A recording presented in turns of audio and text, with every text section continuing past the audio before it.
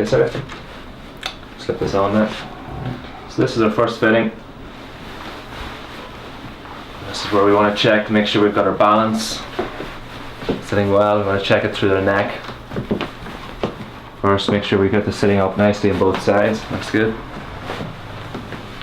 Just stand normally. Just stand like nice and natural. Relax into it. Don't force your posture.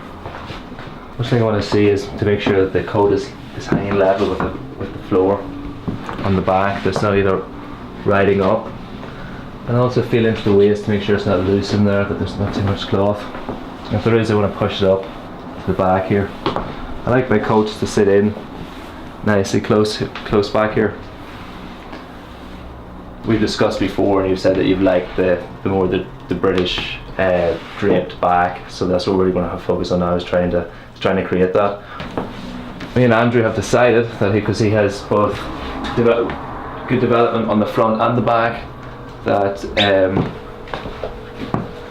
we could go with sort of clean through the front with just a little bit of back drape, just to give a bit more shape there, with a nice low waist to create a little bit of a run into our chest at the front here. Good development, is that a euphemism for something? Not exactly. More proportionate. As I said before, I always cut my coats with a little bit more on the front edge. It leaves it easier. I think it makes the fitting easier for me if the coat's a little bit bigger. Clients typically gain weight rather than lose weight, so by adding an extra half an inch onto the front edge, it's a better idea. If you go into the fitting and it's a little bit loose, then it's too close. Because when it's too close, then some clients can get upset. Right. You know, they're like, oh my god, have I gained this much weight? What's going wrong? You know. So you just give it a little bit more there. It's easier to whittle away the cloth than to put it on. Yeah. And plus it's easier to see it as well. If something's very tight, it's hard to see where it's tight. But if you just make it just that, I'll maybe recommend.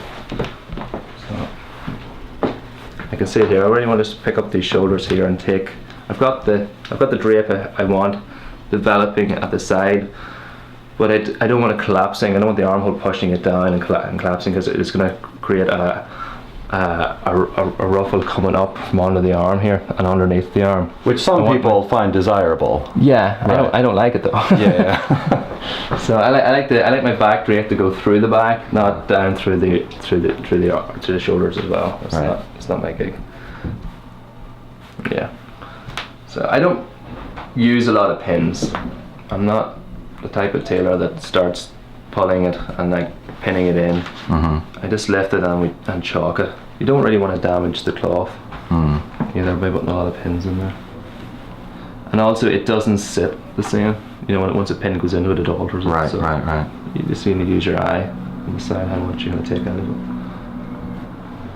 So I just want to take it just a little bit out of just between the blades here. So I'm going to just reduce down my cross back. I'm also going to pick up, drop the armhole at the back and take it off the end of the shoulders just to pick it up a little bit. I'm also going to hollow out and drop down the armhole same amount. So I'm only just moving the armhole down, and now I'm bringing the coat up. Okay.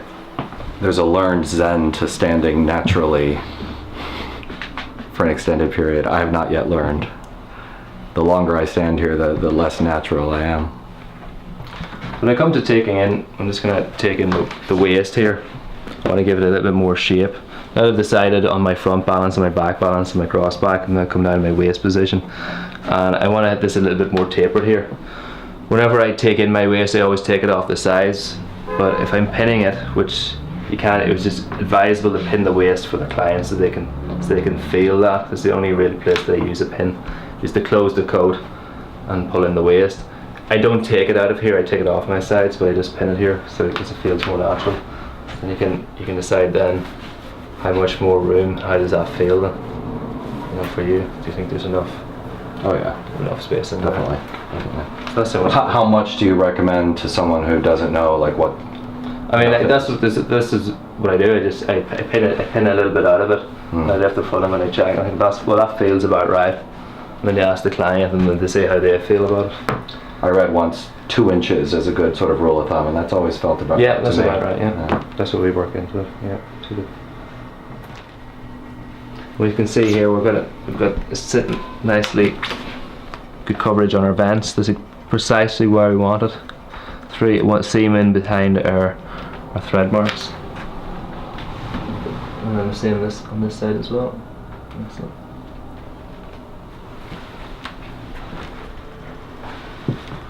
We've got it in the chest. We just came out a little bit big in our waist, and we need a little bit more front balance just to drop it down here, particularly on this side. This should see us through down to the next Front balance meaning more cloth on the front. Yeah, just through the front of the armhole here. Mm-hmm. Just when as it's been sitting on you, you can sort of see the sort of sending it right up onto the chest, and then when you drop down to the hem level, you can see that the hem of the coat looks like it's riding up onto the front, even though the hem of the coat is longer at the front. So the hem of the coat is cut at a forward angle. It falls into you. Yeah, so that's what to allow for the chest. So when the coat goes over the chest, it's actually going to lift it up because it's going over or around. Right. To make it look visually level with the floor. Yours isn't. Right. So that means that it's too short. So we've got to drop it down through the shoulders to give it that extra length. Yeah. So you would never consider like tinkering around with the hem of it, No, because that's not where it's that's at. not what the problem is. Yeah. It's all been held up here in the front. Unless your chest is holding it up. You know, and it's like you can't. It's quite difficult to measure for that. Right. And this is why we have the fitting. We've cut our patterns. We've used our system, but we need this fitting now to decide what the alterations are going to be. And these are the type of alterations that really can't be made when the garment's finished. You can't really start dropping the front balance of the coat after the facings have got on, the collar's going to get longer, you're going to start changing all the details. Right. So this is why we're at this stage, and this is quite an important, very important point. Particularly for the first suit, I'm not expecting it to be a one-shot suit, not one cut. I'll take my fittings, I take my time, I get my pattern right, and then when the client comes back to get his next suit, then it's one fitting, and we finish the suit, and we have a check fitting, maybe a small alteration usually on the cuff, and that's your suit. Seems like you got the cuffs pretty bang on. Yeah, they're pretty close. So I measure up from the bottom of the thumb. That just needs to be shortened. Okay, sir. All right.